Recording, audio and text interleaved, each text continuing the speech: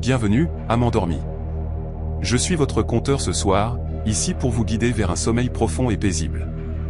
Avant de commencer, n'oubliez pas d'aimer cette vidéo et de vous abonner pour plus d'histoires du soir. Dites-moi dans les commentaires d'où vous nous regardez et quelle heure il est chez vous. Et si une histoire en particulier vous intrigue pour la prochaine fois, je serai ravi de la connaître. Ce soir, je vous emmène dans 5 récits qui frôlent le mystère, l'horreur et l'humanité. Des histoires qui vous feront frissonner, réfléchir, et peut-être même rêver. Installez-vous confortablement, fermez les yeux, et laissez-moi vous raconter ces moments qui ont changé des vies à jamais. J'avais 16 ans l'année où tout a basculé. Pas à cause de l'école, pas à cause de l'âge adulte, mais à cause d'une nuit qui me frappe encore comme un coup de poing dans la poitrine chaque fois que j'y repense. J'ai grandi à Redford Ridge, une petite ville presque oubliée, nichée entre des étendues de terres agricoles et des bois épais qui semblaient noirs après le coucher du soleil. Ici, les gens ne verrouillaient pas leurs portes avant 2010. Les habitants se faisaient trop confiance, comme dans toutes les petites villes.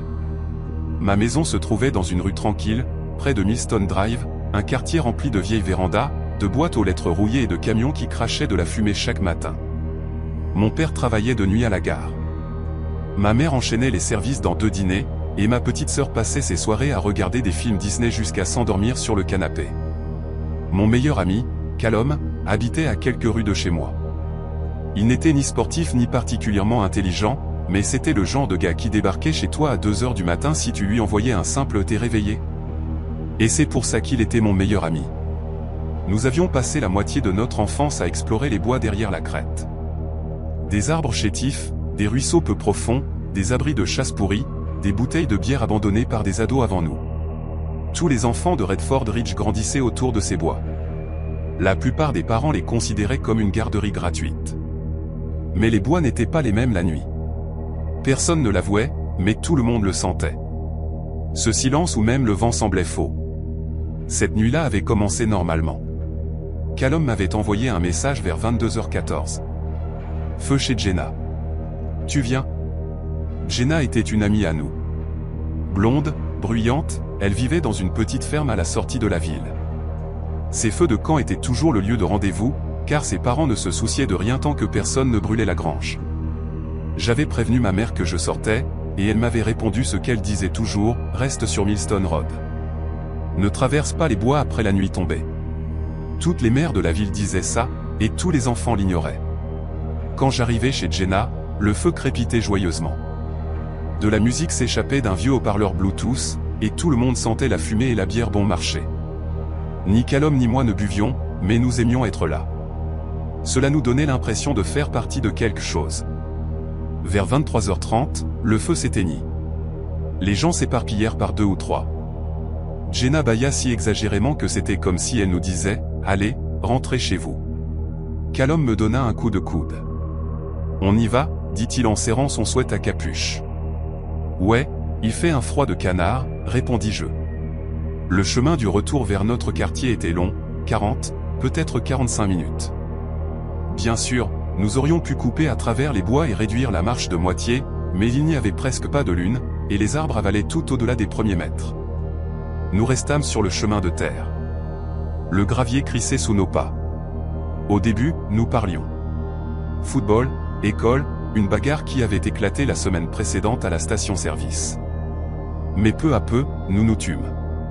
Ce genre de silence où l'on ne réalise même pas qu'on a arrêté de parler. C'est alors que nous entendîmes le moteur. Je remarquai les phares en premier, loin derrière nous, ternes et vacillants, comme si les ampoules étaient sur le point de rendre l'âme. Callum s'arrêta de marcher. « C'est une épave », murmura-t-il. « Probablement quelqu'un qui rentre en ville », dis-je en essayant de paraître détendu. Mais la voiture n'accélérait pas. Elle roulait lentement. Trop lentement. Callum se rapprocha de moi. « Mec !»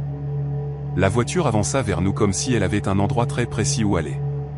Quand elle nous atteignit enfin, elle ne nous dépassa pas. Elle s'arrêta à notre hauteur, les pneus crissant sur le gravier pour se caler à notre allure. La vitre s'abaissa. L'odeur arriva en premier. Cigarette rance et quelque chose de métallique, comme de la rouille ou du sang. L'homme se pencha vers nous. Il avait la quarantaine, la barbe mal rasée, les yeux creusés, un chapeau tiré bas sur le front. Il ne sourit pas. Vous savez comment aller à Ravensbrück, les gars? Je fronçai les sourcils. Avant, quoi? Ravensbrück, répéta-t-il. Jamais entendu parler, répondit Callum. L'homme nous fixa une seconde de trop. T'es sûr, mon gars? Je voulais lui dire de reculer, mais je ne le fis pas. Quelque chose chez lui me serrait la poitrine. Il tambourina des doigts sur le volant, puis demanda, montez. Les routes deviennent compliquées ici la nuit. Je peux vous déposer chez vous.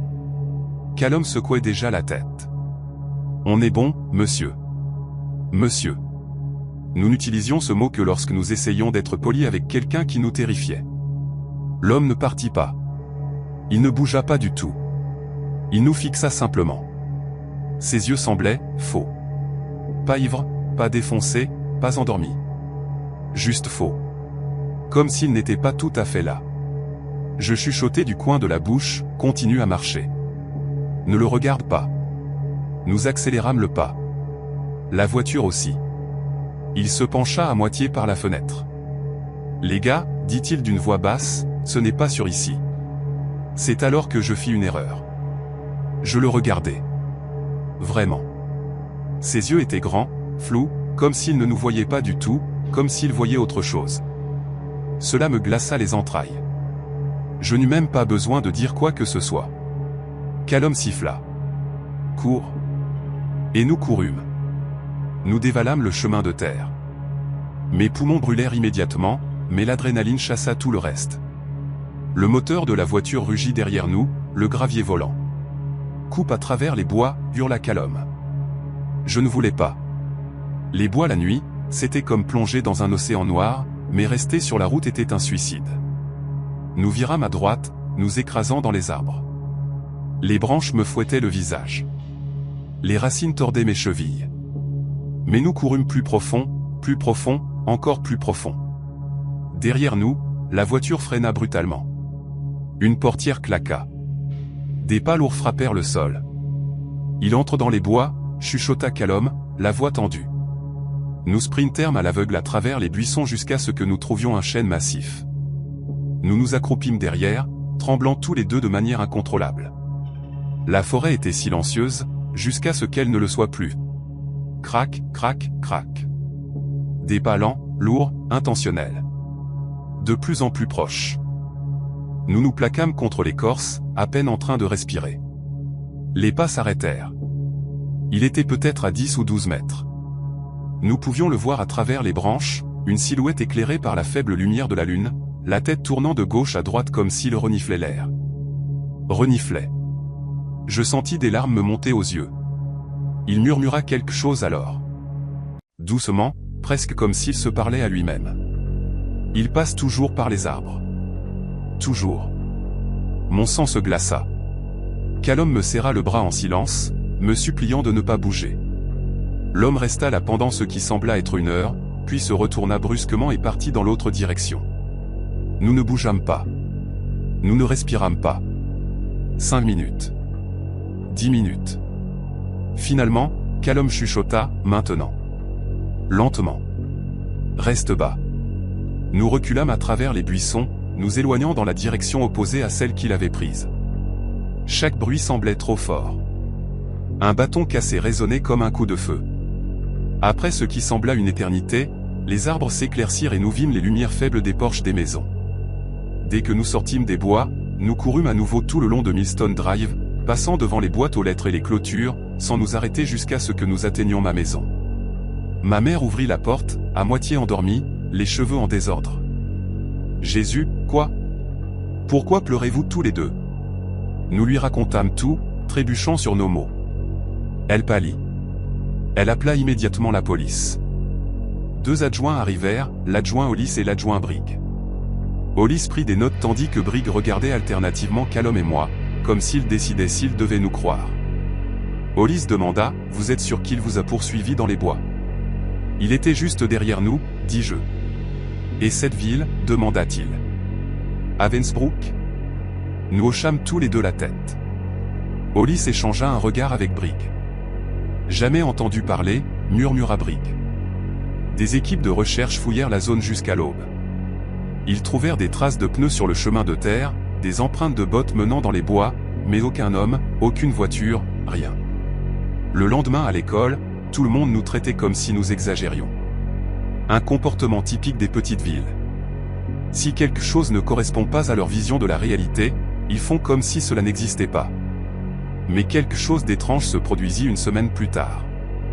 Mon père rentra de son quart de nuit, posa sa boîte à lunch sur le comptoir et dit doucement « J'ai vu une voiture hier soir. Vieille, en mauvais état, garée sur Millstone, moteur en marche, phares éteints. » Ma mère se figea. « Tu as appelé ? » « Oui. » Mais quand je me suis retourné pour prendre le numéro de plaque, la voiture avait disparu. Au cours du mois suivant, d'autres personnes virent cette même vieille voiture. Toujours la nuit, toujours roulant lentement, toujours observant, jamais assez longtemps pour que quelqu'un s'approche. Puis elle disparut à nouveau. La vie revint lentement à la normale, mais nous ne marchâmes plus jamais sur cette route la nuit. 8 ans passèrent. Callum déménagea au Texas. Je restai à Redford Ridge, travaillant à l'entretien dans une usine. Une nuit de l'année dernière, mon père et moi regardions la télévision lorsqu'un reportage apparut à l'écran, un homme non identifié retrouvé mort dans une zone forestière rurale près du comté de Ravensbrück. Mon cœur s'arrêta. Le comté de Ravensbrück. Mon père se tourna lentement vers moi. C'est le même nom, non ? Oui, chuchotai-je. Voici le problème, il n'existe pas de ville appelée Ravensbrück. Juste un comté, très au nord, à des heures de route. Et il n'a pas eu de ville depuis des décennies. Un ancien lieu minier, principalement abandonné. Le reporter mentionna un détail qui me glaça, l'homme a été retrouvé près d'une vieille sedan rouillée. Les autorités pensent qu'elle a pu servir d'abri. Une photo apparut à l'écran. Une vieille voiture détruite. Même forme, même aile cabossée, même phare brisé. Mon père murmura, putain. Les nouvelles disaient que l'homme était mort depuis peut-être une semaine, ce qui soulevait la question, si ce type dans les bois est mort la semaine dernière, qui conduisait cette voiture la nuit où nous avons été poursuivis, et qui a été vu autour de notre quartier, qui nous observait? Je ne sais toujours pas. Personne ne sait. Tout ce que je sais, c'est que lorsque le vent souffle d'une certaine manière la nuit, surtout près des bois, je jure entendre du gravier crisser comme des palans ou le roulement de vieux pneus en quête de quelque chose. J'étais à moitié dans ma deuxième tasse de café de station-service Rance lorsque je me mis à penser, une fois de plus, à quel point je détestais les longs trajets en voiture. Ce n'était pas que je détestais voyager. J'aimais le bourdonnement de l'autoroute sous les roues, les longues étendues de forêt de chaque côté, la radio qui s'éteignait et se rallumait comme si elle ne pouvait pas décider si elle voulait me tenir compagnie. Mais ce que je détestais, c'était la raison pour laquelle je devais faire ces trajets. Depuis que j'avais déménagé à Ashbury Heights, dans l'Ohio, mes parents me rappelaient d'abord gentiment, puis de plus en plus insistamment, que je devais rentrer plus souvent. Ils vivaient à Wellington Ridge, dans l'État de Washington. La même petite ville où j'avais grandi. Le genre d'endroit où tout le monde connaissait tout le monde et où les gens saluaient encore depuis leur Porsche quand on passait en voiture. 8 fois par an, pour les fêtes, les anniversaires de mariage. Je finissais par faire ce trajet de 32 heures. Et depuis 2 ans, je ne le faisais plus seul. Ma cousine Juliette vivait aussi à Ashbury Heights. Elle y avait emménagé après l'université et loué un petit appartement à 2 rues du mien. Comme ni elle ni moi ne roulions sur l'or, elle faisait toujours du stop avec moi pour les trajets des fêtes. C'était le genre de personne qui remplissait chaque silence, qui narrait tout ce qui se passait comme si elle était l'animatrice d'un podcast et que j'étais son seul auditeur. Normalement, cela ne me dérangeait pas. Mais aujourd'hui, elle était silencieuse. Trop silencieuse. « Tu vas bien ?» demandai-je en la regardant. « Tu n'as presque pas dit un mot depuis qu'on a quitté la frontière de l'État. » Juliette haussa les épaules sans lever les yeux de son téléphone. « Ouais, juste fatigué, je suppose. » « De quoi ? » ?»« Tu as littéralement dormi jusqu'à ce qu'on monte dans la voiture. »« D'accord, bien, émotionnellement fatigué, » murmura-t-elle en tapotant sur son téléphone. « La vie est épuisante. C'est la chose la plus relatable que tu aies jamais dite. » Elle renifla, mais sans son énergie habituelle. Quelque chose n'allait pas, mais je n'insistais pas. Juliette n'aimait jamais admettre quand quelque chose la tracassait. Et honnêtement, moi non plus. Nous roulâmes encore 2 heures avant que le temps ne change. Le ciel s'assombrit de cette manière soudaine qu'il a près des montagnes, comme si quelqu'un avait éteint le monde avec un interrupteur géant. Le vent se leva, secouant un peu la voiture, et la température chuta suffisamment pour que je doive rallumer le chauffage. « Putain !» murmura Juliette en serrant son blouson plus étroitement autour d'elle. « On dirait que la saison des fêtes nous gifle en pleine figure cette année. »« On s'arrêterait bientôt, » dis-je. « Pour manger quelque chose de vrai, pas du bœuf séché de station-service et cette excuse pathétique de dos nu. » Ce dos nu était un crime de haine, dit-elle. Je ris. Pendant un moment, tout sembla normal. Puis nous vîmes le panneau. Bienvenue à Arrow Creek. Sortie 217. Nourriture, essence, hébergement. Juliette s'anima. Et, enfin. Je meurs de faim. On peut s'arrêter. Je pensais à la même chose. Le nom de la ville me semblait familier, mais je ne parvenais pas à le situer. Peut-être que j'étais passé par là des années plus tôt. Peut-être que mes parents en avaient parlé. Peut-être que je l'avais vu dans un article de journal. Je ne savais pas, mais quelque chose dans le mot Arrow me faisait gratter la nuque. Nous quittâmes l'autoroute. La bretelle de sortie se courbait en une route étroite qui traversait une étendue de pins sombres. Après un demi-mile, les bois s'ouvrirent sur une petite vallée. Arrow Creek n'était pas vraiment une ville, mais plutôt un regroupement de bâtiments disposés comme si quelqu'un les avait lâchés au hasard et espérait le meilleur. Une laverie avec un panneau cassé, une épicerie aux vitrines condamnées, un motel avec une enseigne chambre disponible qui clignotait, et au centre de tout cela, un dîner. Un petit bâtiment trapu avec de la peinture bleue écaillée, un toit affaissé et une enseigne au néon qui crépitait comme si elle était électrocutée. « Mignon », dit Juliette avec sarcasme. « Ça ne ressemble absolument pas à un endroit où ils servent des pancakes et des meurtres. Arrête de regarder des podcasts de true crime la nuit. » Jamais.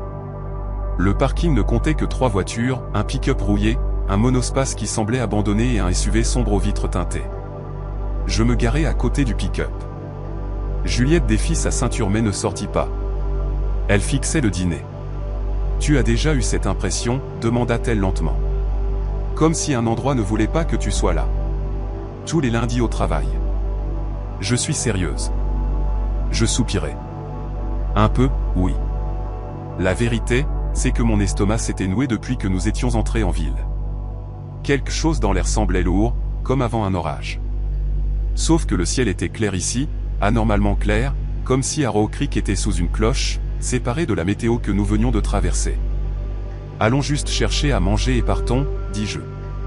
On sera entré et sorti en un rien de temps. Elle hocha la tête. Nous sortîmes de la voiture. La clochette au-dessus de la porte tinta lorsque nous entrâmes. C'était comme pénétrer dans un souvenir sous vide. Tout semblait vieux. Pas rétro, pas vintage, juste vieux. Les photos jaunies, le comptoir taché de graisse, le sol en linoléum aux motifs effacés. L'odeur de non-frit collait à l'air comme un invité permanent. Une serveuse d'âge moyen leva les yeux de sa verseuse à café. Elle portait un badge où était écrit en Marlène, bien que les lettres fussent à moitié effacées. « Salut », dit-elle d'une voix rauque, comme si elle avait fumé depuis le ventre de sa mère. « Asseyez-vous où vous voulez. » Nous prîmes une banquette près de la fenêtre. 2 routiers étaient assis au comptoir. Un vieil homme sirotait un café dans un box du fond. Et une jeune femme avec un bambin était assise près de la porte, essayant de faire arrêter l'enfant de taper une cuillère sur la table. L'atmosphère n'était ni vivante ni morte. Juste étrange. Marlène s'approcha. « Qu'est-ce que je vous sers ?»« Je prendrai le cheeseburger, » dis-je. « Frites et un coca. » Elle hocha la tête. « Et moi le grillé fromage, » dit Juliette. « Extra croustillant et un Sprite. »« Vous l'aurez. » Elle griffonna quelque chose sur son bloc-notes et s'éloigna. Juliette laissa échapper un long souffle. « Bon, on mange. Tout va bien. C'est bon. Tu parles comme quelqu'un qui essaie de se convaincre elle-même. Parce que c'est le cas. » Notre nourriture arriva plus vite que prévu. J'avais à peine soulevé le burger lorsque la porte du dîner s'ouvrit violemment. Je ne sursautai pas. Je tressaillis violemment. Juliette agrippa le bord de la table si fort que ses jointures devinrent blanches. Un homme se précipita à l'intérieur. Il portait des vêtements noirs, sales, des couches mal assorties, et une capuche tirée bas sur son visage. Un bandana sombre couvrait la moitié inférieure de son visage. Ses bottes frappaient le sol comme s'il pesait plus lourd qu'il n'y paraissait. Il marcha droit vers le comptoir. « Jésus » murmura l'un des routiers. « On y va. » L'homme frappa le comptoir du plat de la main. « L'argent » gronda Théil. Marlène se figea. « Monsieur, ne me faites pas répéter. » Sa autre main apparut, tenant un pistolet. Un vrai. Pas brillant, pas neuf, vieux, éraflé, mais un vrai pistolet quand même. Mon cœur tomba dans mon estomac. La bouche de Juliette s'ouvrit, mais aucun son n'en sortit. Le vieil homme dans le coin murmura « Ô Seigneur !» Personne ne bougea. Personne ne respira. La main de Marlène tremblait violemment alors qu'elle ouvrait la caisse. « Dépêche-toi » siffla Théil. « Je fais de mon mieux » balbutia Théil. Le bambin près de la porte se mit à pleurer. « Faites taire ce gosse » aboya l'homme. La jeune mère serra son enfant contre sa poitrine. « S'il vous plaît, s'il vous plaît. Il a juste peur. Je t'ai dit de le faire taire. » Je sentis la main de Juliette glisser sous la table. Elle me serra le genou fort. Marlène finit par sortir une poignée de billets et les tendit avec des doigts tremblants. L'homme attrapa l'argent, se retourna et sortit en courant. Dès qu'il disparut, le dîner explosa en chaos. La mère sanglotait. Le bambin hurlait. Un routier jura bruyamment. L'autre essaya de le calmer. Le vieil homme regardait dans le vide comme s'il avait déjà vu ça, mais des sirènes retentirent alors. Trop proche. Trop vite. Je me retournai et regardai par la fenêtre. Je vis le voleur traverser la rue en courant. Il avait à peine fait la moitié du chemin lorsque deux voitures de police dérapèrent sur la route, bloquant son passage. Des officiers en sortirent, hurlant des ordres. « Lâchez votre arme !» L'homme se retourna, paniqué, le pistolet tremblant dans sa main. Et il fut plaqué au sol. En quelques secondes, il était menotté. C'était fini, juste comme ça. Nous restâmes assez longtemps pour donner nos témoignages. Les officiers semblaient reconnaissants de notre aide. Apparemment, le gars avait cambriolé des stations-service dans 2 comtés depuis des mois, mais quelque chose clochait. Pas à propos du braquage, pas à propos du pistolet, pas à propos de la police. Quelque chose à propos de la ville. Les officiers avaient l'air épuisés, les yeux creusés. Les résidents semblaient résignés, comme si ce n'était pas choquant du tout, comme si Arrow Creek s'attendait à ce que les choses tournent mal, comme si elle vivait de ces moments. Quand nous revînmes enfin à ma voiture, Juliette s'attacha en silence. « Tu vas bien ?» demandai-je. Elle hocha la tête. Mais elle n'allait pas bien. Moi non plus. Nous roulâmes en silence pendant longtemps. Mais environ 10 minutes après avoir quitté la ville, Juliette parla enfin, très doucement.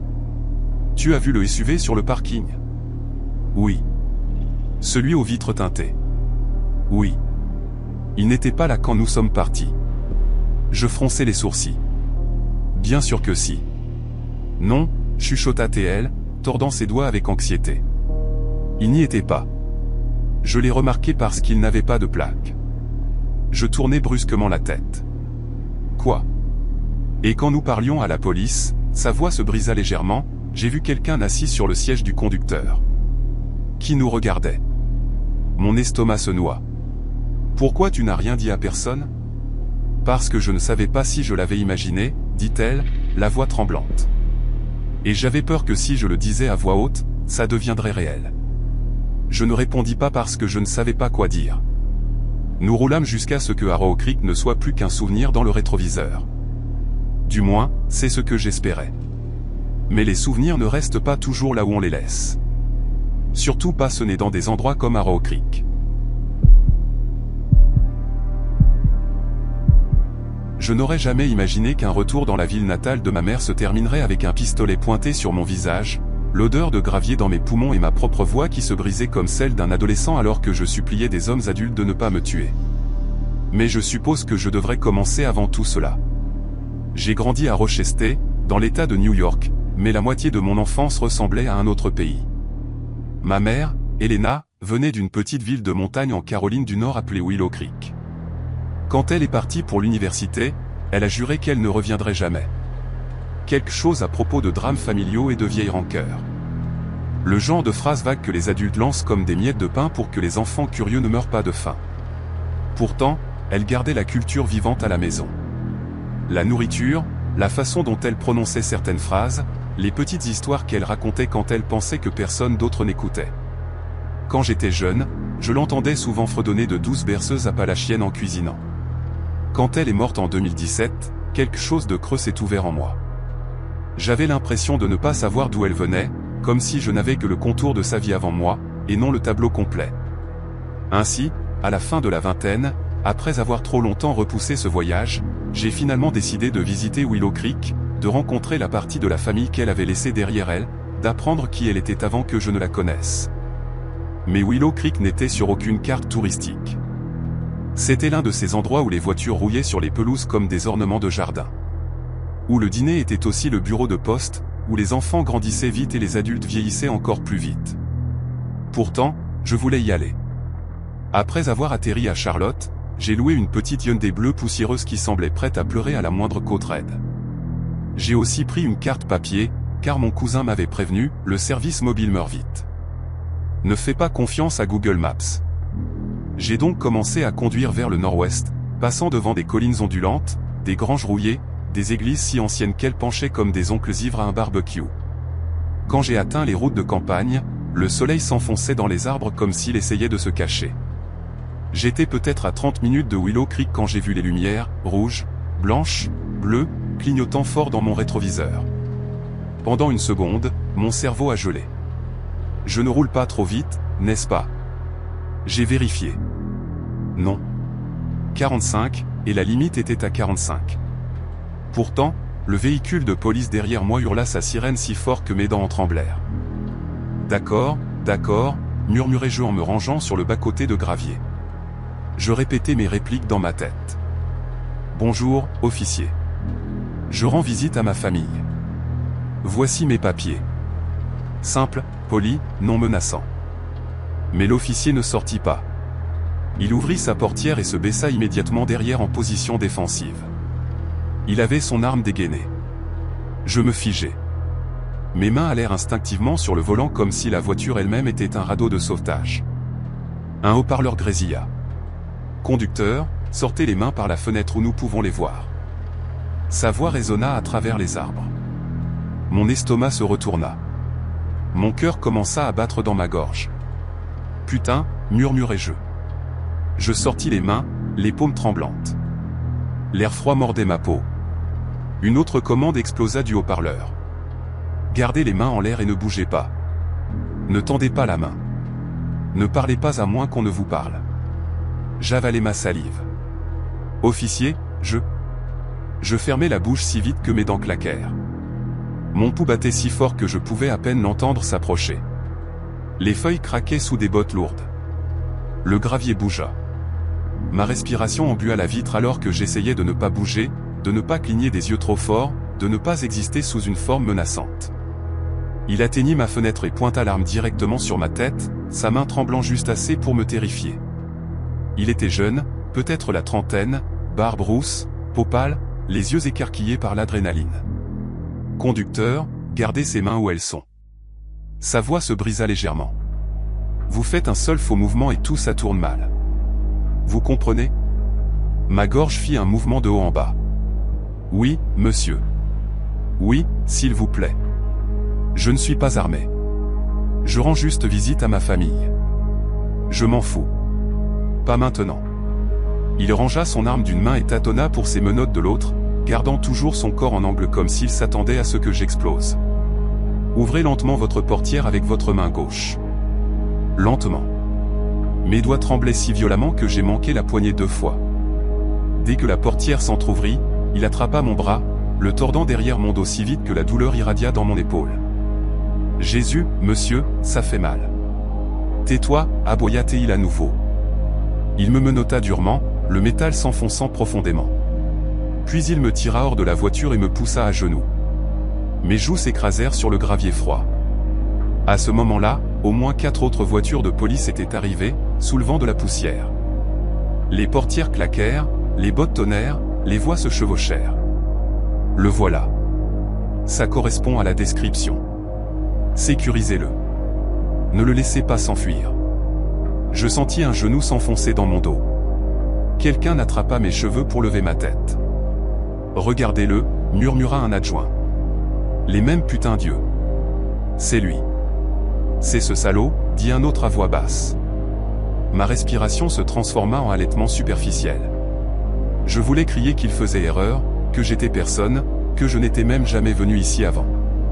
Mais chaque fois que j'ouvrais la bouche, je la refermais. Tais-toi. Ne parle pas à moins que je te le dise. Ils me traînèrent et me poussèrent à l'arrière d'une voiture de patrouille. Pas de ceinture, pas de temps. La portière claqua si fort que la vitre trembla. Le trajet jusqu'au poste de police se brouilla dans la panique. Mes mains menottées me faisaient mal. Ma poitrine était si serrée que je craignais qu'elle ne se brise. Chaque seconde semblait être un compte à rebours vers une catastrophe inconnue. À l'intérieur du poste, les lumières fluorescentes bourdonnaient au-dessus de ma tête comme des insectes en colère. Un officier plus âgé me désigna et murmura à voix basse. « C'est lui ?» Un adjoint plus jeune hocha la tête. « Ouais, crache son image. » Ils me firent traverser le couloir comme si j'étais radioactif. J'essayais sans cesse de m'expliquer. « S'il vous plaît, je jure que je viens de New York. Je suis juste ici pour... » Un adjoint frappa sa matraque contre les barreaux alors qu'il me poussait dans une cellule. « Écoute ici, mon pote, gronda-t-il. Si tu crois que faire l'idiot va t'aider alors qu'on sait déjà qui tu es, tu dois nous prendre pour des imbéciles. Je ne le suis pas. Je jure que je ne suis pas celui que vous pensez. Garde-le pour toi. » Il verrouilla la cellule avec un claquement métallique qui résonna dans mes os. Les heures passèrent comme des insectes piégés. Les officiers passaient, parfois me fixant, parfois chuchotant, parfois s'approchant des barreaux. Un grand type au crâne rasé me regarda avec un dégoût que je ne comprenais pas. « J'ai des enfants, dit-il, sa voix basse. Si tu as fait ce qu'ils disent que tu as fait, tu as de la chance qu'on t'ait amené vivant. » Je secouai la tête si fort que cela me donna le vertige. Je n'ai rien fait. Je ne connaissais même personne ici. J'étais. Il frappa sa paume contre les barreaux et hurla « Ferme ta putain de bouche !» Je sursautai si fort que je heurtai le mur du fond. Finalement, les bruits diminuèrent. Le poste devint plus silencieux. Ma respiration, non. J'appuyais mon front contre les barreaux, tremblant. Chaque son semblait un jugement. Chaque pas semblait un présage. Puis, de nulle part, des clés tintèrent. L'adjoint grand réapparut, mais cette fois son expression semblait stupéfaite, presque embarrassée, comme si quelqu'un avait enlevé le sol sous ses pieds. Il déverrouilla lentement la cellule. « Lève-toi, dit-il. » Je le fis, les jambes tremblantes. Il y a eu une erreur. Mon cerveau bégaya. « Quoi ? Tu n'es pas le gars qu'on croyait. » Il ne pouvait même pas me regarder dans les yeux. « Tu es libre de partir. » C'était tout. Ils m'enlevèrent les menottes, me rendirent mon portefeuille, me dirent que ma voiture de location était toujours sur le parking. Alors que je marchais dans le couloir, les officiers évitaient mon regard, ou pire, souriaient comme si tout cela n'avait été qu'un désagrément inoffensif. « Quelle confusion folle, » dit l'un.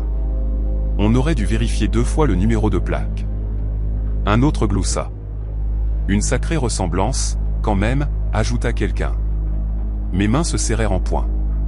J'avais envie de crier, d'exiger des réponses, de demander si le fait de presque me faire sauter la cervelle comptait comme une erreur, mais je restais silencieux, car si je ne le faisais pas, une partie de moi avait peur qu'il trouve une raison de me traîner à nouveau à l'intérieur. Au bureau d'accueil, un officier plus âgé me fit glisser une photo imprimée. « Voici l'individu qu'on a confondu avec toi. » Je regardais, mon estomac se noua. Il me ressemblait comme 2 gouttes d'eau. Même yeux, même mâchoire, même cheveux. Il portait même des lunettes similaires aux miennes. Mais son expression, vide, froide, prédatrice. Un fugitif violent recherché pour des choses que je refusais même de répéter. Je fixai cette photo si longtemps que mes yeux me brûlèrent. « Désolé pour le désagrément, » dit l'officier plus âgé en se grattant la nuque. « Y a pas grand-chose qu'on puisse faire maintenant. Tu es libre de partir. » Je sortis du poste, tremblant, la gorge serrée, le ciel extérieur trop brillant et trop vaste. L'air de Willow Creek semblait empoisonné. Ou peut-être était-ce juste moi. Je conduisis directement chez mes parents, tremblant encore. Quand je leur racontais ce qui s'était passé, ils rirent. Une compensation de cette ville? Chérie, pas une chance. Je n'argumentais pas. Je n'avais pas l'énergie. Je restais quelques jours à Willow Creek. La famille était chaleureuse, la nourriture réconfortante, les montagnes magnifiques, mais quelque chose en moi était brisé. Je quittais la Caroline du Nord avec une nouvelle compréhension. Parfois, la partie la plus effrayante du monde n'est pas les fantômes, les monstres ou les ombres dans les bois. Parfois, ce sont les gens qui pensent déjà savoir qui vous êtes. Je n'y suis pas retourné depuis, et la prochaine fois, si jamais j'y retourne, je ferai venir ma famille me chercher à l'aéroport. Je n'aurais jamais imaginé qu'une simple soirée d'été changerait à jamais ma vision du monde. J'avais 14 ans, et même aujourd'hui, en tant qu'homme adulte, je peux encore sentir l'air de cet été chaque fois que j'y pense. Ce mélange de foin coupé, de camions diesel roulant sur la route du comté 7, et de l'odeur boueuse qui montait de la rivière derrière notre ville quand le vent tournait juste assez. J'ai grandi à Hawthorne Ridge, une petite communauté agricole nichée entre des champs de maïs et des forêts dans le Midwest du Nord. La population à l'époque était peut-être de 1000 habitants, si on comptait les chiens. Les gens plaisantaient en disant que si quelqu'un éternait en centre-ville, quelqu'un assis sur son porche à l'autre bout de la ville criait à tes souhaits, avant même que l'écho ne se dissolve. Mon nom est Colton Reeves. Et pour la plupart de mon enfance, Hawthorne Ridge me semblait être l'endroit le plus sûr au monde. Les gens laissaient leurs portes déverrouillées. Les enfants faisaient du vélo jusqu'à minuit en été. Et personne ne se souciait des étrangers, car, eh bien, nous en avions rarement. Mais il y avait une chose qui rendait notre ville différente des dizaines d'autres villes agricoles éparpillées dans la région, la voie ferrée. Hawthorne Ridge avait la seule gare fonctionnelle à des kilomètres à la ronde. Et à cause de cela, nous avions l'occasionnel vagabond, des gens de passage, faisant de l'autostop, cherchant du travail, ou simplement un endroit pour dormir pour la nuit. La plupart étaient inoffensifs. Certains travaillaient un emploi temporaire, gagnaient quelques dollars, et repartaient. Mais de temps en temps, quelqu'un passait qui n'était pas inoffensif du tout. L'été où cela s'est produit était le plus chaud dont je me souvienne. C'était 2010, autour de la semaine du 4 juillet. Le genre de chaleur qui vous colle à tout, vos vêtements, vos draps, les balançoires en métal de la cour de récréation. Cette cour de récréation était notre quartier général, mes deux meilleurs amis, Toby Harkin, Luc Brenet et moi. Toby était maigre et bavard, l'un de ces gamins qui parlait gros mais tremblait comme une feuille pendant les orages. Luc était plus calme, plus grand que nous deux, le genre de gars en qui tout le monde avait confiance pour garder leurs secrets. Et moi, j'étais quelque part entre les deux. Pas courageux, pas lâche, juste typique. Mais cet été-là a changé ma vision de tout, mes amis, ma ville, et le monde en dehors. Et tout a commencé une nuit tardive qui aurait dû être inoffensive. Il était un peu après 23 heures, peut-être plus près de minuit où le temps se brouillait à cette époque. Ma mère venait de finir de crier à travers la moustiquaire qu'elle ne voulait pas que je traîne dehors à des heures indues, sa phrase préférée. Mon père intervint depuis le salon avec le soir rentré à minuit 30, mon gars, ce que j'interprétais comme une permission de la prolonger jusqu'à 1 heure. Je sautais sur mon vélo et pédalais vers la cour de récréation, passant devant les mêmes repères que je voyais chaque jour.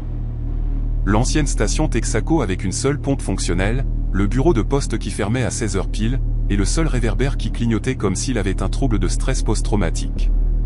Quand j'atteignis l'école, je pouvais déjà voir Toby et Luc assis sur les balançoires, se passant un briquet comme s'ils faisaient quelque chose d'illégal, alors qu'il s'agissait simplement d'une seule cigarette que Toby avait volée à son grand frère. Enfin, dit Toby en me souriant. On commençait à penser que ta mère t'avait enfermé dans la cave. Ferme-la, dis-je en laissant tomber mon vélo près de la clôture. J'ai dû attendre qu'elle finisse de râler. Luc sourit.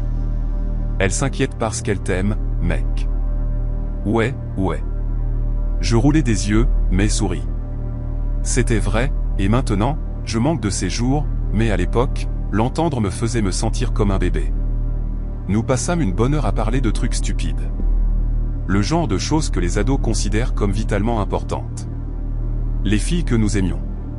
Les gamins de l'école que nous détestions. Si la crèmerie nous embaucherait quand nous aurions 15 ans. Mais vers minuit, la lune se cacha derrière un épais nuage. Et toute la cour de récréation devint sombre. Pas noire comme de l'encre, mais terne, comme si tout avait été trempé dans de la peinture bleu foncé. C'est alors que Luc se figea soudainement. Yo, chuchota Théil, pointant au-delà des barres de singe. Il y a quelqu'un là-bas. Toby rit nerveusement. Arrête tes conneries. Je ne déconne pas, dit Luke, la voix basse. Regarde. Je tournai la tête et, en effet, quelqu'un marchait vers nous. Un homme. Il sortit des ombres si silencieusement que je ne compris pas comment aucun de nous ne l'avait vu avant. Il n'était pas ivre, ne chancelait pas, ne vacillait pas, marchait simplement droit, comme s'il se dirigeait vers nous depuis le début. Alors qu'il s'approchait, la faible lumière de la lune éclaira enfin son visage. Il semblait avoir la quarantaine, peut-être plus, les cheveux hirsutes qui semblaient brûlés par le soleil et cassant, une barbe qui n'était pas tout à fait complète, principalement grise avec des mèches de brun. Son t-shirt était taché de quelque chose de sombre de l'huile, peut-être et son jean était déchiré aux genoux. Il avait l'air de quelqu'un qui vivait dans la rue depuis longtemps. Evan et les garçons, dit-il d'une voix trop douce, trop amicale. Vous traînez tard, non? Toby avala sa salive. On se détend juste, monsieur. L'homme sourit, montrant des dents qui ressemblaient à de vieilles touches de piano. Jaune, fissuré, inégal. La cour de récréation est un endroit sympa pour traîner, dit-il en mettant les mains dans ses poches. J'ai joué dans des endroits comme ça quand j'avais votre âge. Je suppose que les choses ne changent pas beaucoup, hein? Quelque chose dans sa façon de parler trop décontracté, trop répété me tordit l'estomac. L'homme continua à se tenir là, ne clignant presque pas des yeux, nous regardant chacun à notre tour comme si nous étions des objets sur une étagère qu'il envisageait d'acheter. « Quels sont vos noms » demanda-t-il. Luke répondit immédiatement. « On est censé rentrer chez nous, en fait. » L'homme inclina la tête. « Je n'ai pas demandé où vous alliez.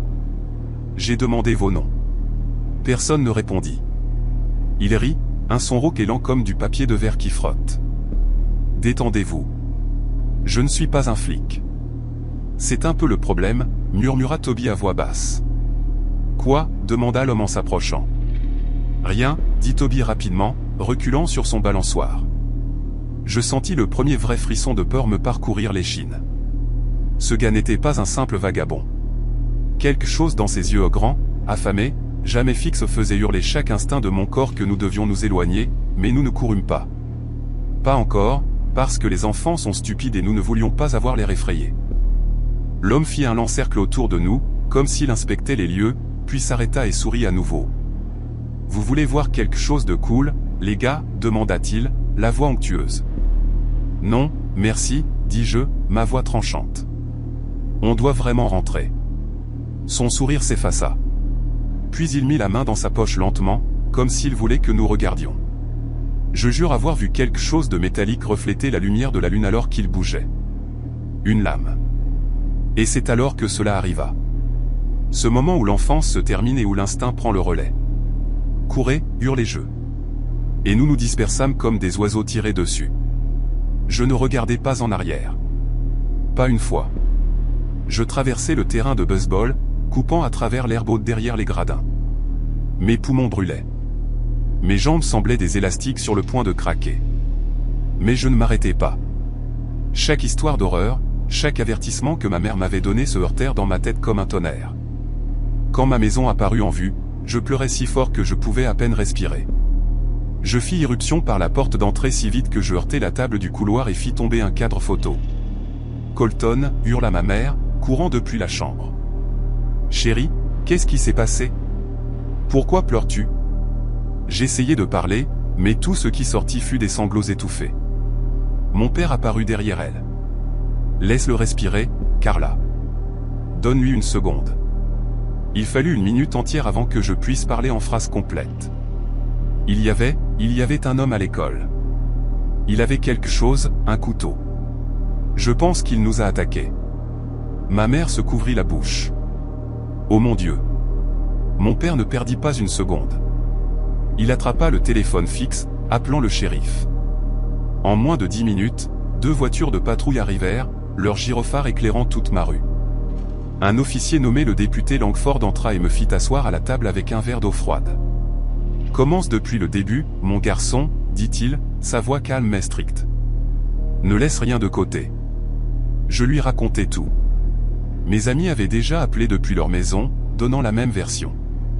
Les officiers cherchèrent jusqu'à l'aube autour de la cour de récréation, derrière le hangar à bus, le long du sentier de la rivière, mais ils ne le trouvèrent pas. Mais le lendemain, ils trouvèrent autre chose. Un campement caché profondément dans les arbres au sud de la ville. À l'intérieur de la tente, des canettes de bière vides, un sac de couchage si sale qu'il semblait noir, une lanterne rouillée, des emballages de nourriture, et selon mon père qui avait entendu un adjoint chuchoter, un tas d'objets d'enfants, des lacets, des boutons, des capsules de bouteilles, un autocollant d'un livre pour enfants, un petit bracelet en plastique à charme, des objets qui n'appartenaient à aucun enfant de notre ville. C'est alors que tout le monde réalisa que cet homme ne passait pas simplement par là. Il nous observait, se cachait, peut-être depuis longtemps. La nouvelle se répandit plus vite qu'un incendie de forêt. Les parents se mirent soudainement à accompagner leurs enfants à l'école.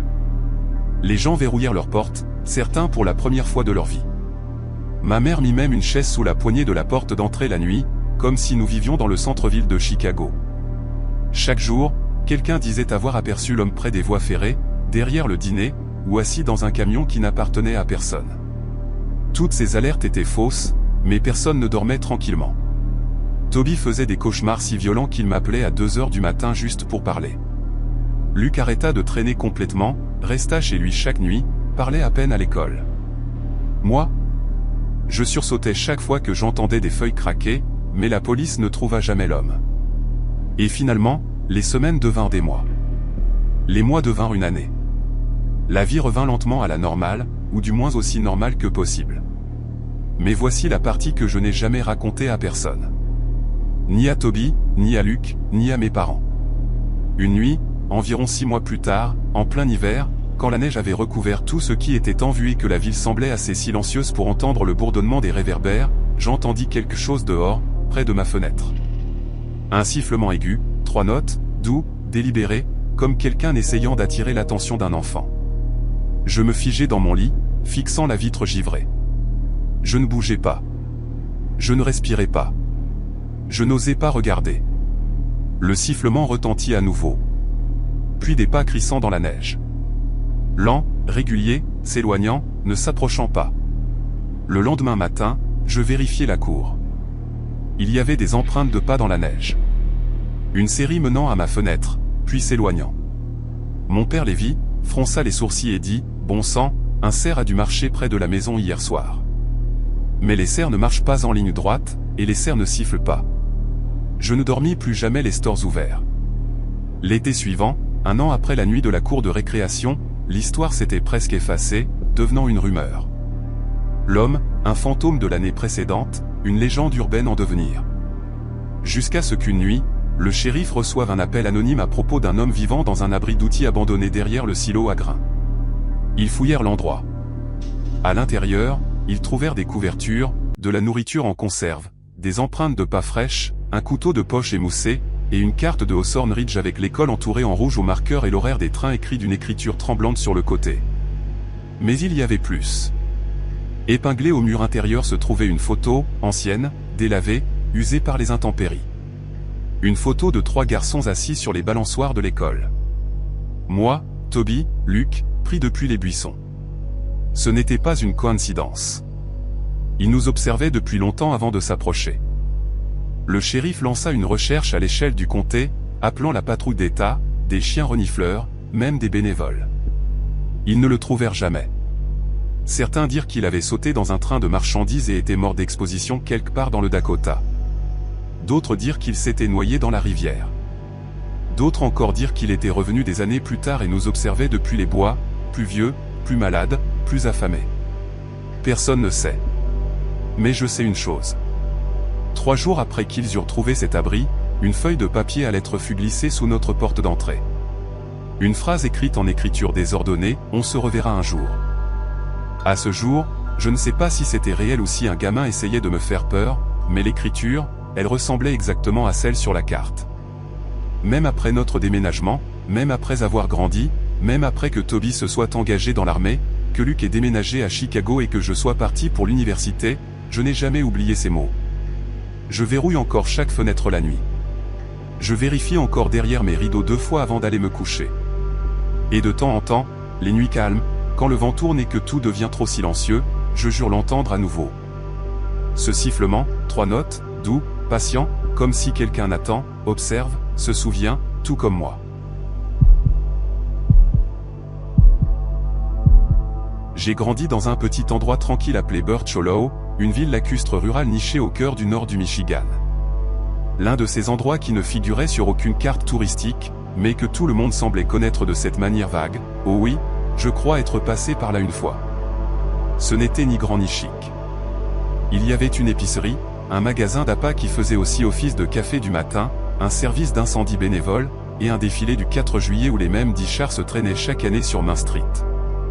Les gens de Birch Hollow aimaient dire des choses comme « Cette ville n'est pas grand-chose, mais c'est chez nous ». Ou encore « Si ta voiture tombe en panne sur le bord de la route, quelqu'un viendra t'aider, que tu le veuilles ou non ». C'était ce genre d'endroit. Simple, prévisible, enveloppé de son propre charme. Mais il y avait autre chose à propos de Birch Hollow. Quelque chose de plus silencieux, que seuls ceux qui y vivaient assez longtemps ressentaient vraiment. Une lourdeur, comme si les bois vous observaient en retour, comme si le lac gardait des secrets, comme si certaines choses s'y étaient produites et que personne n'aimait en parler. Quand j'étais enfant, je n'y réfléchissais pas trop. J'étais simplement heureux d'avoir des étés libres, des vélos à monter, des bois à explorer, et une petite sœur qui me suivait partout. Elle s'appelait Lena, plus âgée que moi d'1 an, mais d'une manière ou d'une autre plus prudente, plus réfléchie, plus ancrée. Je plaisantais toujours en disant qu'elle avait obtenu la moitié logique du cerveau, et moi la moitié qui me faisait sauter dans les ennuis sans réfléchir. Mes parents avaient des emplois normaux. Papa à la scierie, maman à la cafétéria de l'école. Mais une fois par an, sans faute, chaque été, nous passions une semaine dans le chalet de ma tante au bord du lac, à quelques kilomètres de la ville. Le chalet était situé sur la rive de Clearwater Cove, une étendue calme du lac supérieur avec un sable si pâle qu'il semblait faux les jours nuageux. L'endroit sentait les poutres de cèdre, les vieux livres et la légère odeur poussiéreuse des étés passés. Le genre d'odeur que l'on peut fermer les yeux et se remémorer. Nous adorions cet endroit. Le feu crépitait la nuit. Les cigales bourdonnaient dans l'herbe haute. La moustiquaire grinçait chaque fois que quelqu'un l'ouvrait. Ma tante refusait de la réparer parce qu'elle disait que le grincement faisait partie de la maison. Ces semaines semblaient toujours parfaites jusqu'à cet été-là. Celui qui me noue encore l'estomac quand j'y pense. Celui qui a fait que ma mère verrouille le hangar pour de bon. Celui qui nous a montré à quel point les choses peuvent mal tourner quand on tombe sur quelque chose que l'on n'était pas censé trouver. J'avais 11 ans. Lena en avait 12, et le chalet ne nous semblait plus un endroit sûr après cela. C'était le 2e jour des vacances quand cela arriva, avant que quoi que ce soit de mauvais ne se produise, avant que quoi que ce soit d'étrange ne survienne, avant que les adultes ne chuchotent dans la cuisine en pensant que nous n'écoutions pas. Ce matin-là avait commencé de manière assez normale. Je me souviens m'être réveillé au son des huards qui s'appelaient à travers l'eau, la lumière du soleil glissant à travers les stores en fines bandes dorées. Le petit déjeuner était des pancakes. Ma tante en ajoutait toujours beaucoup trop de pépites de chocolat. Mais aucun de nous n'osait se plaindre. Ensuite, nous jouâmes aux cartes, nous disputâmes pour savoir à qui était le tour de faire la vaisselle, et finalement, comme chaque été, nous finîmes par supplier ma tante de nous prêter son détecteur de métaux. C'était un vieil appareil des années 80, avec des autocollants qui s'écaillaient sur le côté et une poignée enveloppée de rubans adhésifs noirs délavés. Il bipait pour des capsules de bouteilles, des clous, des languettes de canettes, des morceaux de métal aléatoires. Rien de valeur, mais pour nous, cela ressemblait à une chasse au trésor. Et la chasse au trésor ressemblait à une aventure. Ma tante rit et nous le tendit avec un avertissement. Restez où je peux vous voir depuis le porche. D'accord ? Pas de problème. Et pas de vagabondage au-delà des dunes. Vous m'entendez ? Lena répondit comme elle le faisait toujours. Oui, madame. On n'ira pas loin. Je ne dis rien. En partie parce que je ne voulais pas gâcher nos chances. En partie parce que je savais déjà que nous repousserions les limites. Pas de manière dangereuse, juste assez pour avoir l'impression de nous en tirer. Vers midi, le soleil était brillant et chaud, et nous nous dirigeâmes vers le sentier derrière le chalet. Je marchais devant avec le détecteur de métaux, et Lena me suivait, tenant un seau en plastique rempli de nos trouvailles, principalement de la ferraille rouillée, des fragments de coquillages et de temps en temps un joli caillou. Je parie qu'on trouve quelque chose de bien aujourd'hui, dis-je. Comme une bague ou une vieille pièce cool. Ou peut-être que tu trouves juste plus de déchets, taquina-t-elle. Tu es comme magnétiquement attiré par les ordures. Ferme-la, ris-je. Nous marchâmes le long de la rive pendant un moment. Les vagues roulaient avec ce rythme lent et apaisant qui vous fait oublier à quel point l'eau peut être dangereuse. L'air avait un goût de brume lacustre et de sable chaud. Des bateaux bourdonnaient faiblement quelque part au loin. Tout semblait normal, sûr, comme l'était toujours quand on est enfant. Mais alors, le détecteur de métaux bipa, pas le bip rapide et nerveux qu'il faisait pour les capsules de bouteilles. C'était plus lent, plus lourd. Un long bip épais qui vibra le long de la poignée. « Oh, merde !» murmurai-je. « C'est quelque chose de gros. »« Probablement juste un morceau de métal, » dit Lena, mais elle se pencha quand même. Je m'agenouillai et creusai avec mes mains. Le sable était humide sous la couche supérieure et sentait la terre, comme la pluie frappant le vieux bois. À quelques centimètres de profondeur, mes doigts heurtèrent quelque chose de solide. Au début, je crus que c'était un jouet. Puis, je le soulevai et mon estomac se noua. Ce n'était pas un jouet. Ce n'était pas en plastique. Ce n'était pas léger. C'était un pistolet. Un pistolet en métal froid de taille réelle enterré dans le sable. Quoi, chuchotai-je. Le visage de Lena devint pâle. Elle fit un petit pas en arrière. Et, pose ça, dit-elle rapidement. Sérieusement, pose ça. Sa voix ne criait pas. Elle n'était pas paniquée. Elle n'était même pas forte. Elle était effrayée. Vraiment effrayée. Pourquoi?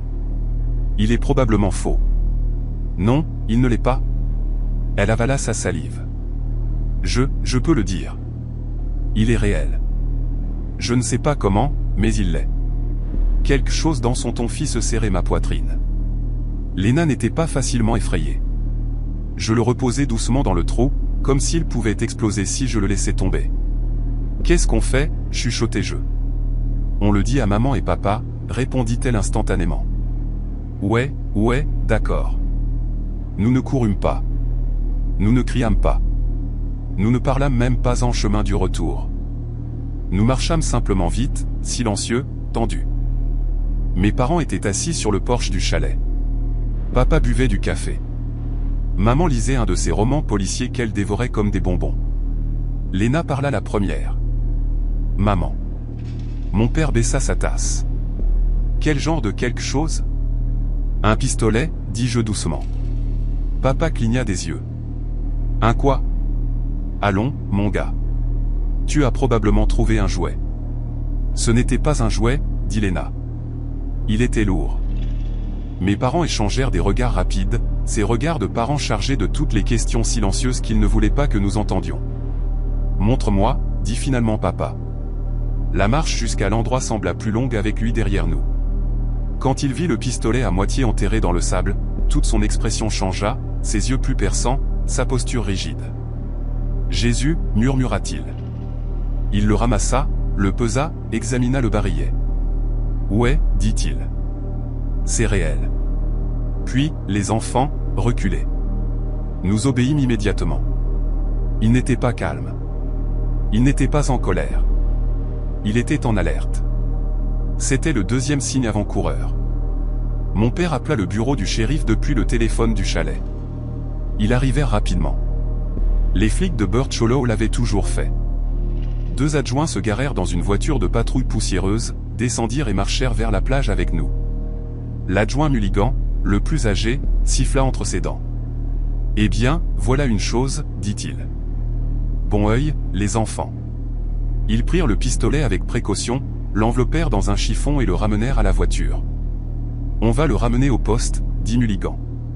On va voir ce que diable il faisait ici. » Mais avant de fermer la portière de la voiture de patrouille, il regarda mon père. « Tu sais quelque chose à propos de ce cambriolage au printemps dernier ?» demanda-t-il doucement. Mon père se raidit. « Seulement ce que tout le monde a entendu ?» Mulligan hocha la tête comme si c'était suffisant, puis partit. Je ne compris pas la signification à ce moment-là. Je la comprends maintenant. Un vol, une fusillade, un suspect qui avait disparu.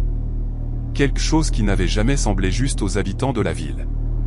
Mais ce jour-là, j'étais encore un enfant. Et je ne savais pas que le 3e signe avant-coureur arrivait. La soirée fut étrange. L'air semblait plus épais. Le bois semblait plus bruyant. Même les vagues sonnaient différemment, frappant le rivage avec un rythme plus lourd. Pendant le dîner, je me souviens de cela si clairement. Ma tante essaya de plaisanter comme si de rien n'était. « Eh bien, au moins vous n'avez pas trouvé de cadavre », dit-elle avec un rire forcé. Ma mère lui lança un regard.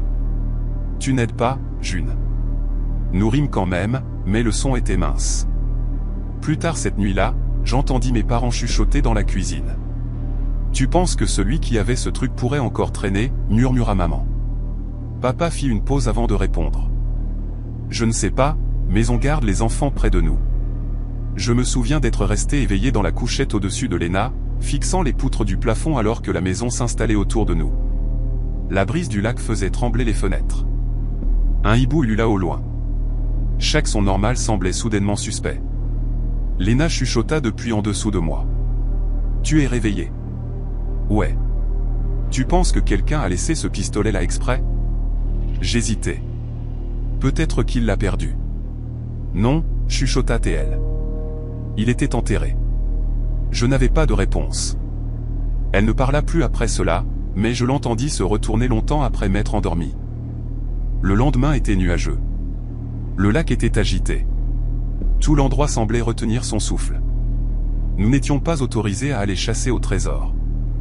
Nous n'étions pas autorisés à explorer les dunes. Nous n'étions même pas autorisés près des hautes herbes.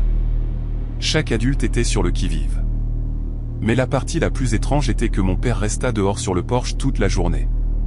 Il faisait comme s'il lisait un magazine, mais il scannait la ligne des arbres toutes les quelques minutes. Vers la fin de l'après-midi, quelque chose se produisit. J'aidais ma tante à couper des légumes dans la cuisine. Je pouvais voir les bois à travers la fenêtre au-dessus de l'évier. Les arbres se balançaient dans le vent. Le ciel s'assombrissait au-dessus d'eux. Puis, pendant juste une seconde, j'aperçus quelqu'un. Pas clairement, pas près, juste une silhouette, une forme humaine se tenant entre les arbres, à moitié cachée dans les ombres, observant le chalet. Je clignai des yeux. Quand je regardais à nouveau, la silhouette avait disparu. Mon souffle se bloqua dans ma gorge. « Tante June » chuchotai-je. « Je crois que j'ai vu quelqu'un là-bas. » Elle se retourna lentement. « Où ?» ?»« Près de ces arbres, dis-je en pointant. Il était juste là, debout. Son visage se crispa, mais elle essaya de sourire. C'est probablement juste un des voisins. Les gens font de la randonnée par ici parfois, mais sa voix tremblait. Et 10 minutes plus tard, mon père entra et verrouilla la porte. Le tonnerre gronda vers 22 heures. L'orage frappa vite, des feuilles de pluie, des éclairs qui illuminaient le lac, un vent qui secouait les murs du chalet. Nous étions tous à l'intérieur. Les jeux de société oubliés. La télévision éteinte, les lumières tamisées. Chaque coup de tonnerre me faisait sursauter. À un moment donné, je ne sais pas exactement quand, je me levai pour boire de l'eau. L'orage s'était un peu calmé. La pluie tapait doucement contre les fenêtres maintenant au lieu de s'écraser de côté. C'est alors que je l'entendis. Un bruit dehors.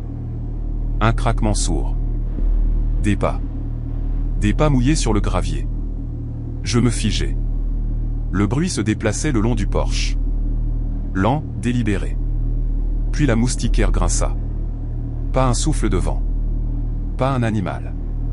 C'était le grincement métallique distinctif de la vieille moustiquaire du chalet. Celle qui grinçait toujours. Celle que ma tante n'avait jamais réparée. Mon souffle se bloqua. Je reculai instinctivement.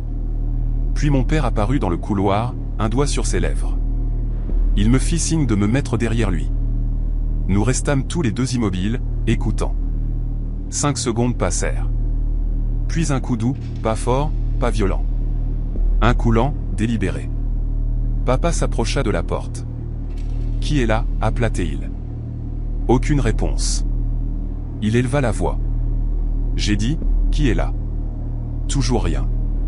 Puis, de l'autre côté de la porte, une voix masculine basse, rauque et tremblante. « J'ai besoin d'aide. » Papa n'ouvrit pas la porte. « Quel genre d'aide ?» demanda-t-il. La respiration de l'homme s'interrompit comme s'il essayait de la stabiliser. « Ouvre juste. » Son ton changea sur les 2 derniers mots. Je le sentis. Mon père le sentit. Toute la maison le sentit. Quelque chose n'allait pas. Papa s'approcha mais ne déverrouilla rien. Tu dois t'éloigner du porche. Puis me dire ce qui se passe. Silence. Puis un coup soudain et lourd contre la porte, comme quelqu'un essayant de la pousser légèrement. Pour la tester. Ma mère étouffa un cri depuis le couloir. Papa éleva à nouveau la voix. Tu dois partir maintenant. Puis un murmure. Les enfants ont trouvé mon pistolet. Un frisson me parcourut l'échine. Ils savaient. Ils savaient que nous l'avions trouvé. Et alors, si vite que je n'eus à peine le temps de le réaliser, la poignée de la porte bougea. Papa appuya de tout son poids contre elle. Pars, hurla-t-il. Sors de ma propriété. Des pas lourds reculèrent à travers le pont, descendirent les escaliers dans l'obscurité. Nous les entendîmes s'éloigner vers les bois. Mon père ne bougea pas de la porte pendant plus d'une minute. Aucun de nous ne le fit. Finalement, il chuchota, appelle le shérif. Les adjoints arrivèrent en moins de 15 minutes. Sirènes éteintes, lampes torchées allumées, armes dégainées. Ils fouillèrent toute la propriété, les bois, la plage, les dunes, même sous le chalet. Ils ne le trouvèrent jamais, mais ils étaient morts de sérieux maintenant. Mulligan prit mon père à part. On a vérifié ce numéro de série, dit-il. Ce pistolet appartenait à un gars impliqué dans plusieurs vols à main armée dans le UP. Il a tiré sur un caissier à Marquette. Il est porté disparu depuis janvier. Mon père se frotta les tempes. Et il est ici maintenant. Il n'a jamais traversé les frontières de l'État, dit Mulligan. On pensait qu'il s'était noyé ou qu'il avait quitté la ville, mais... Il jeta un regard au bois. On dirait qu'il se cachait. Ma mère posa la question que personne ne voulait dire à voix haute. Pourquoi ici?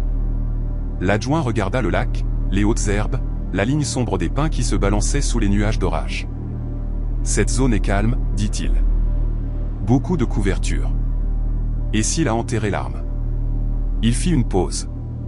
Il prévoyait de revenir. Ma tante frissonna. Mais pourquoi s'est-il approché de la maison? La mâchoire de Mulligan se serra. Il a probablement pensé que le gamin avait encore quelque chose dont il avait besoin. C'est alors que Léna se mit à pleurer silencieusement à côté de moi. Je passai mon bras autour d'elle, incertain de la manière de la réconforter parce que je tremblais aussi. Les adjoints nous dirent de faire nos bagages. Nous partîmes cette nuit-là. Nous ne finîmes même pas la semaine. Pendant des mois après cela, j'eus des cauchemars. Le son de cette moustiquaire grinçante rampait encore dans mes rêves. La pluie me faisait encore sursauter. La pensée de quelqu'un observant depuis les arbres me faisait encore frissonner. Le voleur, l'homme dont la voix hantait le porche, ne fut jamais attrapé. Pas officiellement. Mais quelques mois après cet été-là, des chasseurs trouvèrent un abri de fortune profondément enfoui dans les bois, à environ 5 km du chalet, à moitié effondré, couvert de vieilles couvertures et d'emballages de nourriture. Ils dirent qu'il semblait abandonné depuis des semaines. À côté, ils trouvèrent des empreintes de pas menant vers le rivage du lac, et rien d'autre. Certaines personnes crurent qu'il s'était noyé. D'autres dirent qu'il avait fait de l'autostop pendant la saison touristique. D'autres chuchotèrent qu'il était encore là-bas quelque part, se cachant dans la péninsule supérieure comme un fantôme dans les arbres. Mais mon père croyait en quelque chose de différent. L'homme n'était plus après l'argent. Il me dit des années plus tard qu'il ne se cachait pas des flics. Il essayait de récupérer ce qui le reliait au crime. Il fit une pause, fixant les bois derrière notre maison. Et quand les enfants l'ont trouvé à sa place, cela a changé les choses. Je ne sais pas ce qui me fait le plus peur. L'idée qu'il se soit échappé ou l'idée qu'il ne l'ait pas fait. Dans les deux cas, je me souviens encore de sa voix à la porte. Les enfants ont trouvé mon pistolet. Et chaque fois que je visite Birch Hollow, chaque fois que je passe devant ces bois près de Clearwater Cove, je jure que les arbres semblent encore me regarder. Et parfois, les nuits calmes, quand le vent souffle juste assez, le grincement de la moustiquaire résonne dans ma mémoire.